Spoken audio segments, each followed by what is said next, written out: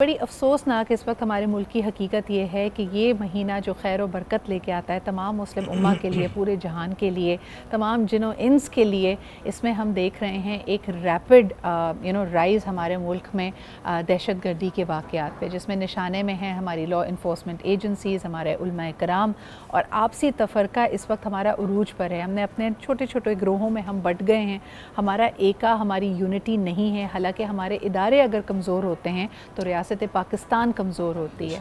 उमैर, इस पे आप क्या कहेंगे? How can we all come together and understand this?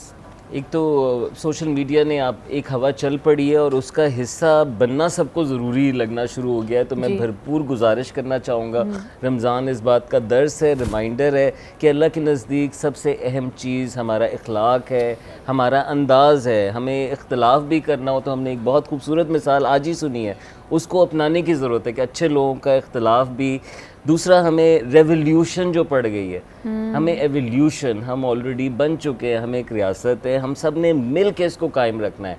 जिस रियासत मदीना की हम बात करते हैं उसमें यहूदी भी साथ थे, उस वक्त तक साथ थे जब तक उन्होंने रियासत के ख़िलाफ़ बगावत नहीं की। तो वही उसूल अपनाएं कि रियासत के ख़िलाफ़ बगावत किसी की नहीं चल सकती और सबको मिलना ज़रूरी है। इख्तलाफ ज़रूर करें लेकिन मुल्क के मामले पे मिल जाएं। और आखिरी बात यह कि हम सब अवाम मिल के जो आग लगी हुई है उसको और बढ़ाएं नहीं, उसको जहाँ बुझा सकते हैं, जहाँ गलत बात हो रही है, जहाँ मिस इन्फॉर्मेशन है, जहाँ पर्सनली किसी को जानते हैं और उसके बारे में लोग गलत बात कर रहे हैं, तो ज़रूर उसको रोकें। जहाँ लोग लड़ाई को और शय दे रहे हों, औरों के नाम रख रहे हो, आप एक पैगाम रख सकते हैं अमन वाला और आप इसके लिए बड़े नवाजे जाएंगे। और मेरे ख्याल में इतनी प्यारी ये बात है और इससे फ़ौरी तौर पे उमैर, आपके कहने के बाद जब आपने कहा ना कि आग बुझाने वालों में शुमार किया जाए, तो मुझे हज़रत इब्राहीम अलैहिस्सलाम का वाक़या याद आता है, जब इतनी बड़ी आग जलाई गई और एक छोटी सी चिड़िया अपने नन्ही सी चोंच में 2 कतरे पानी लेकर जाती है।